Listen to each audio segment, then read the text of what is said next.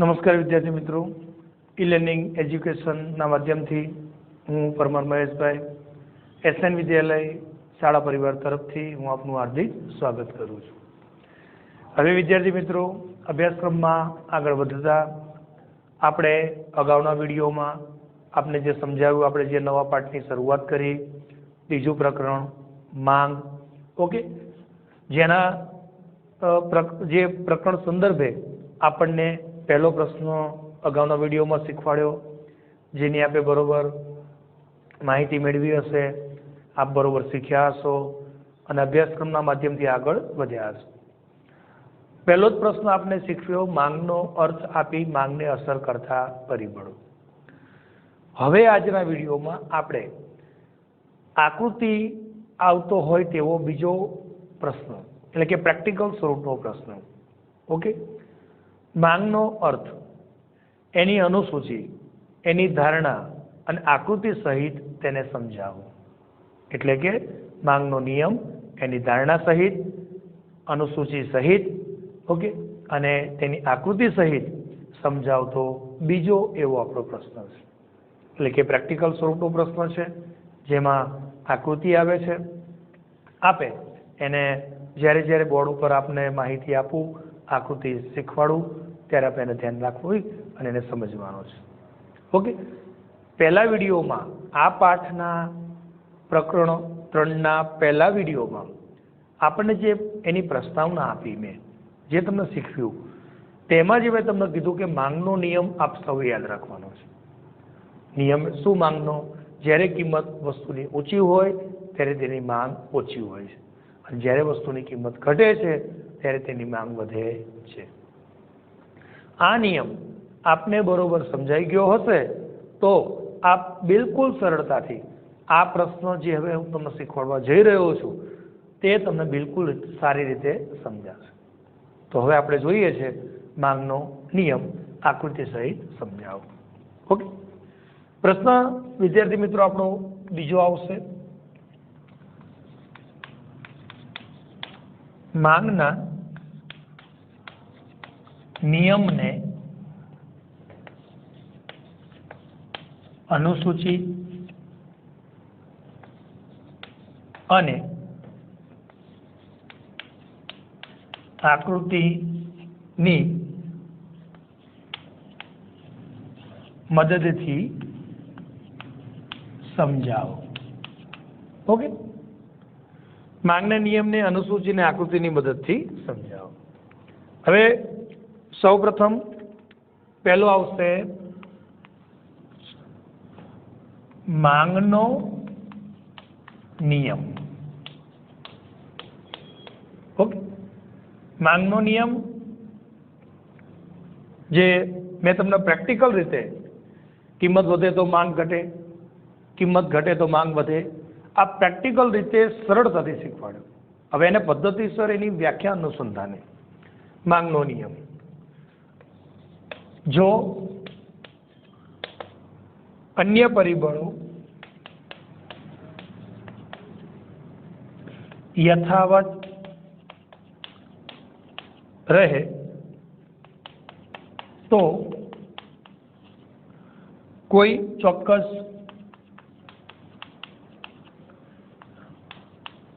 સમયગાળા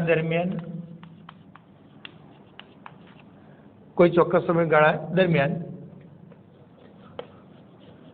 નીચી કિંમતે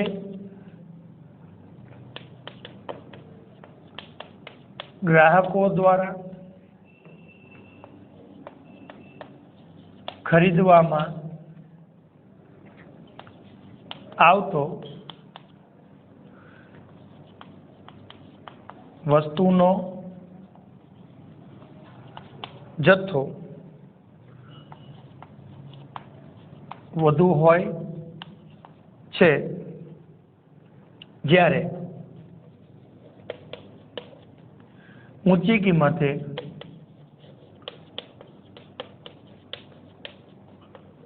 ઊંચી કિંમતે ગ્રાહક દ્વારા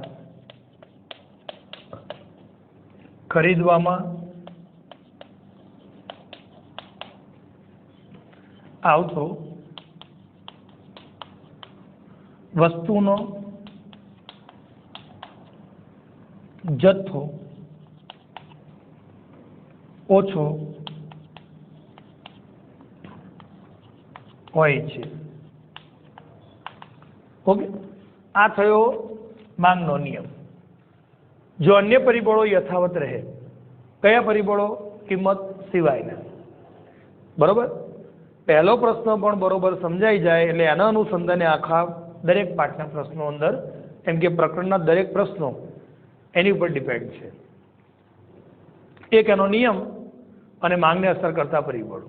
આ બંને વસ્તુ સારી રીતે આપને સમજાઈ જાય એટલે તમે સરળતાથી આખા જ પાઠના બધા જ પ્રશ્નો સરળતાથી સમજી શકો. જો અન્ય પરિબળો યથાવત રહે તો કોઈ ચોક્કસ સમયગાળા દરમિયાન નીચી કિંમતે ગ્રાહકો દ્વારા ખરીદવામાં આવતો વસ્તુનો જથ્થો વધુ હોય છે. ઓકે, અન્ય પરિબળો યથાવત રહે તો નીચી કિંમતે ખરીદવામાં આવતો વસ્તુનો જથ્થો વધુ હોય છે. ક્યારે વસ્તુની કિંમત નીચી હોય ત્યારે માંગ વધે છે. માંગ વધુ એટલે કે જથ્થો વધુ લોકો ખરીદે છે. જ્યારે ઊંચી કિંમતે ગ્રાહક દ્વારા ખરીદવામાં આવતો વસ્તુનો જથ્થો ઓછો હોય છે. ઓકે, એટલે આ રીતે યાદ રાખો. આ થયું માંગનો નિયમ. નીચી કિંમતે વસ્તુનો જથ્થો વધુ ખરીદાય છે અને વધુ કિંમતે જથ્થો વસ્તુનો ઓછો ખરીદાય છે. તો શું થયું? આ માંગનો નિયમ થયો કહેવાય, જે તમારે યાદ રાખવાનો છે. ઓકે, ત્યારબાદ આને બીજા શબ્દોમાં સિમ્પલ રીતે, વસ્તુની કિંમત વધે તો માંગ ઘટે છે અને વસ્તુની કિંમત ઘટે તો તેની માંગ વધે છે. કિંમત અને માંગ વચ્ચે વ્યસ્ત સંબંધ છે. બરોબર, યાદ રાખવાનું. કિંમત અને માંગ વચ્ચે કેવો સંબંધ? વ્યસ્ત. મેં તમને અગાઉ પણ શીખવાડ્યું. કિંમત ઊંચી હોય ત્યારે માંગ ઓછી હોય, કિંમત ઘટે ત્યારે તેની માંગ વધે છે. ઓકે, તો સૌ પ્રથમ પહેલા યાદ રાખો છો માંગનો નિયમ. ત્યારબાદ હવે એની આવશે ધારણા. ઓકે, માંગના નિયમની ધારણા. નિયમ પછી એની ધારણાઓ. માંગના નિયમની 5 ધારણાઓ યાદ રાખવાની છે. હવે 5 ધારણાઓ કઈ થઈ જશે? માંગને અસર કરતા જે પરિબળો છે, પહેલું પરિબળ કિંમત, એ મેઇન છે. એ અહીંયા ધારણામાં એનો સમાવેશ થતો નથી. પણ જે 5 છે, 2 નંબરથી લઈને 6 નંબર સુધીના પરિબળો, એ અહીંયા ધારણા બની જશે. પહેલું, ગ્રાહકની આવક બદલાતી નથી. યાદ રાખજો. બરોબર. માંગના નિયમની ધારણાઓ. પહેલી ધારણા, ગ્રાહકની આવક બદલાતી નથી. બીજું, ગ્રાહકની રુચિ બદલાતી નથી. ત્રીજું, ગ્રાહકની સંખ્યા બદલાતી નથી. ચોથું, અન્ય વસ્તુના ભાવ સ્થિર રહે છે. પાંચમું, ભવિષ્યના ભાવોની અટકણનો અભાવ છે. તો જે માંગને અસર કરતા પરિબળો હતા, કુલ પરિબળો 6, પણ પહેલું પરિબળ જે વસ્તુની કિંમત છે, એ અહીંયા ધારણા સ્વરૂપે લેવાય નહીં. કેમ? કારણ કે એના ઉપર તો આખો પ્રશ્ન સર્જાણો છે, આખો પ્રશ્નનું નિર્માણ થયું છે. ઓકે, બીજા નંબરથી લઈને 6થા નંબર સુધીની જે આ પરિબળો છે, એ અહીંયા એની ધારણા બની જશે. તો બીજો સ્ટેપ યાદ રાખો છો માંગના નિયમ પછી માંગની ધારણાઓ. કેટલી ધારણાઓ યાદ રાખવાની છે? 5. ગ્રાહકની આવક બદલાતી નથી, ગ્રાહકની સંખ્યા બદલાતી નથી, ગ્રાહકની રુચિ બદલાતી નથી, અન્ય વસ્તુના ભાવ બદલાતા નથી અને ભવિષ્યના ભાવોની અટકણનો અભાવ છે. ઓકે, અને એની ધારણાઓ બનશે. અને પછી એક પોઈન્ટ લખવાનું, વસ્તીના વય જૂથમાં થતા ફેરફારો પણ અમુક વસ્તુની માંગમાં ફેરફાર લાવે છે. વસ્તીનું વય જૂથ, ઓકે, 1 થી 14 વર્ષના, એટલે કે 15 વર્ષ સુધીના, 15 થી 25 વર્ષ સુધીના, ઓકે, જે અવસ્થામાં આપ પહોંચો છો તે મુજબ તમારી માંગમાં પણ ફેરફાર થાય છે. 65 વર્ષ કે તેથી વધુ ઉંમરની વૃદ્ધ વ્યક્તિ હોય તો તેની માંગ કેવી રહેવાની? એના સહારા માટે લાકડીની, ઓકે, એને સારા સ્વાસ્થ્ય માટે દવાની, ધાર્મિક પુસ્તકોની, એવી એની માંગ રહેશે. આપની માંગ, ઓકે, એ મુજબની રહેશે. એટલે વ્યક્તિની અવસ્થા મુજબ પણ તેની માંગમાં ફેરફાર થાય છે. ઓકે, તો બીજો સ્ટેપ યાદ રાખવાનો, માંગના નિયમની ધારણા.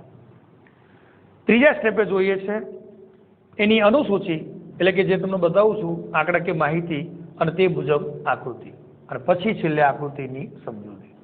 એટલે હવે આપણે જોઈએ છે માંગના નિયમની અનુસૂચિ અને તેની આકૃતિ. ઓકે.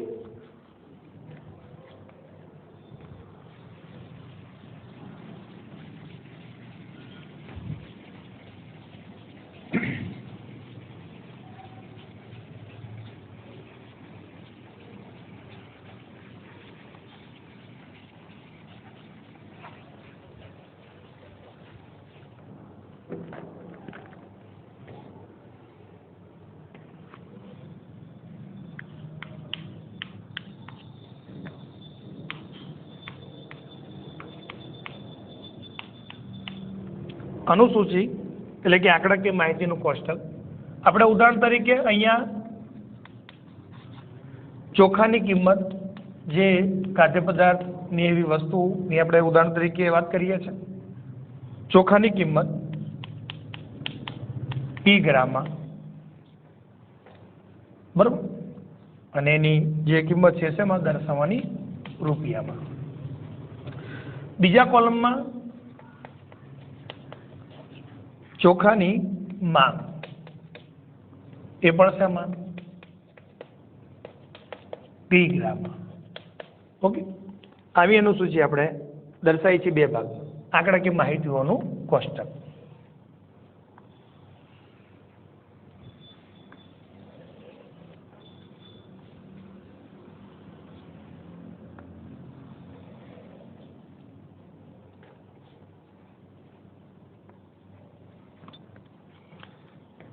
વસ્તુની કિંમત 1 કિગ્રા ચોખાની કિંમત 10 રૂપિયા હોય ત્યારે તેની માંગ 30 કિલોગ્રામની. કિંમત વધીને ચોખાની 15 થાય તો માંગ ઘટીને 25 થાય. કિંમત વધીને 20 થાય તો માંગ ઘટીને પણ 20 થાય. કિંમત વધીને 25 થાય તો માંગ વધીને 15 થાય. અને કિંમત વધીને 30 થાય ત્યારે ચોખાની માંગ ઘટીને 10 થઈ જશે. એક આ આપણી કાલ્પનિક અનુસૂચિ છે. ઉદાહરણ તરીકે તમે એમાં બીજી કોઈ પણ વસ્તુ લઈ શકો. અહીં આપણે વાત કરીએ છીએ ખાદ્ય પદાર્થની એવી ચોખાની બાબત. ચોખાની બજારમાં કિંમત, 1 કિલોગ્રામ ચોખાની કિંમત જ્યારે 10 રૂપિયા હોય ત્યારે ચોખાની માંગ કેટલી થશે? 30 રૂપિયાની. 30 કિગ્રા. 10 રૂપિયાના ભાવે લોકો 30 કિલોગ્રામ ચોખાની માંગ કરશે. હવે આગલા સ્ટેપમાં તમે સમજી શકો છો, જેમ જેમ કિંમત વધતી જાય છે, 10 થી વધીને 15 થાય, 15 થી વધીને 20 થાય, 20 થી વધીને 25 થાય અને 25 થી વધીને 30 થાય. તો કિંમત વધવાના કારણે માંગમાં શું ફેરફાર થાય છે તે હવે તમે સમજી શકો છો. 10 રૂપિયાના ભાવે બજારમાં 30 કિલોગ્રામ ચોખાની માંગ હતી. જ્યારે ચોખાની કિંમત વધીને 15 થઈ તો તેની માંગ ઘટી અને 25 થઈ. 15 થી વધીને 20 રૂપિયા કિંમત થાય છે ત્યારે તેની માંગ પણ 20 થઈ જાય છે. આ કિંમત જ્યારે 20 છે અને માંગ પણ જ્યારે 20 છે, આને સમતુલાની સ્થિતિ કહેવાય. અહીંયા બજાર સમતુલામાં આવે છે, જ્યાં કિંમત અને માંગ બંને સરખા થાય છે. ચોથો સ્ટેપ, હજુ કિંમત વધીને 25 થાય તો માંગ ઘટીને 15 થાય. અને જ્યારે કિંમત 30 રૂપિયા થઈ જાય છે ત્યારે માંગ ઘટીને 10 થઈ જાય છે. આ મુજબ, આ અનુસૂચિ મુજબ આપણે આકૃતિ દોરવાની છે. તો પહેલા તો તમને અનુસૂચિ જે સિમ્પલ છે તેનો ખ્યાલ હોવો જોઈએ. કિંમત અને માંગ આ બંનેમાં કેવા ફેરફારો થાય છે? કિંમત વધતી જાય છે તો સામે માંગ ઘટતી જાય છે. ઓકે. તો હવે ત્યારબાદ એની આકૃતિ તમને સમજાવું છું. અહીંયા બરોબર સૌ ધ્યાન આપશો. બરોબર.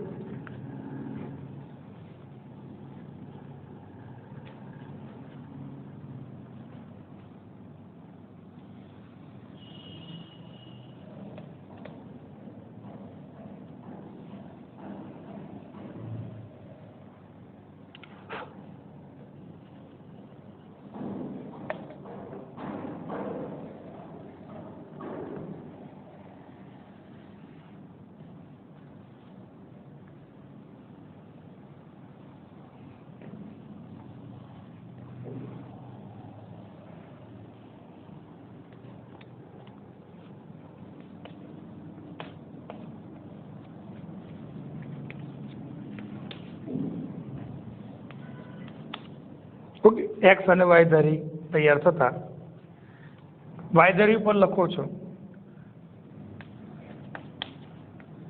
ચોખાની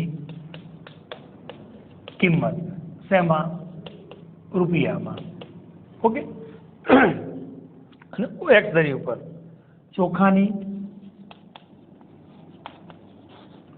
માંગ શેમાં? તો કે કિગ્રામાં. ઓકે,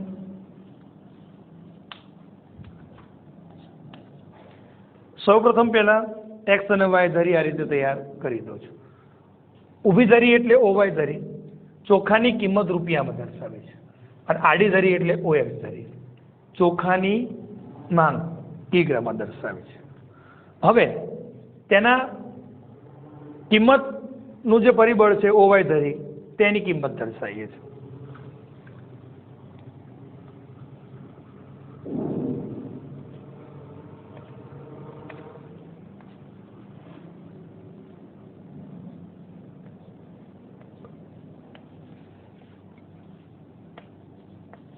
દસ, 15, 20, 25, 30 એવી જ રીતે એની માંગ.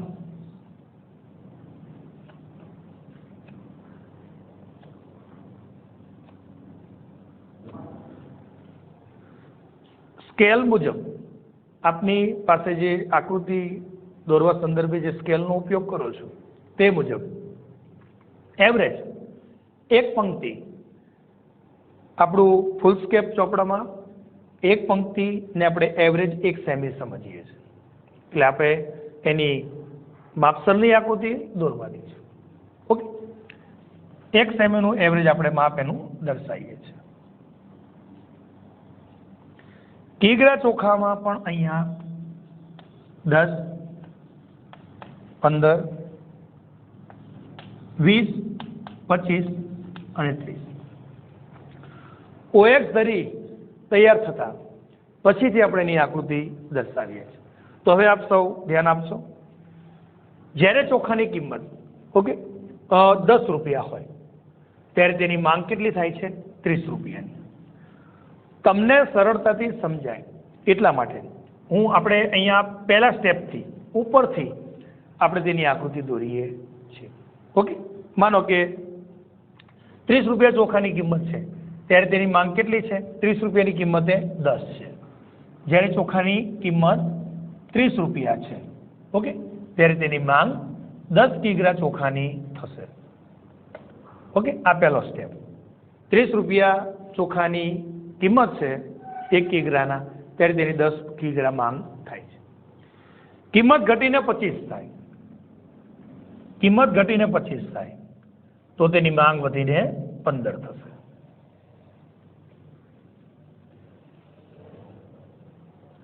કેટલી થશે? 15. ત્રીજો સ્ટેપ, કિંમત ઘટીને 20 થશે તો તેની માંગ પણ કેટલી થઈ જશે? 20 થઈ જશે. જે સમતુલાની સ્થિતિ છે જે આપને અગાઉ પણ શીખવાડ્યું મિત્રો, યાદ રાખજો આ સમતુલાની સ્થિતિ. ચોથો સ્ટેપ, કિંમત ઘટીને હજુ 15 થાય તો તેની માંગ ઘટીને 25 થાય.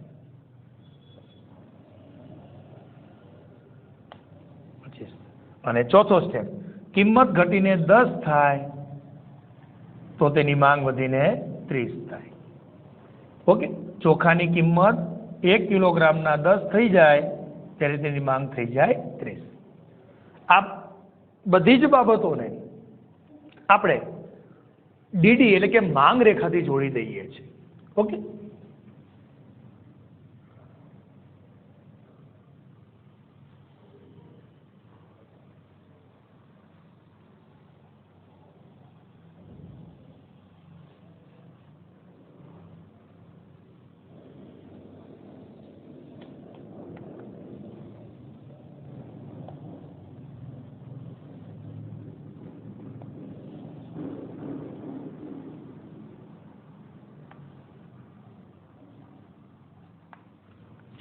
આને આપણે કહીશું DD, demand curve.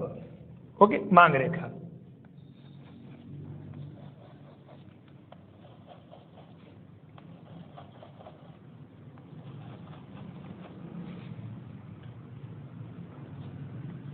A, B, C, D, E. Okay,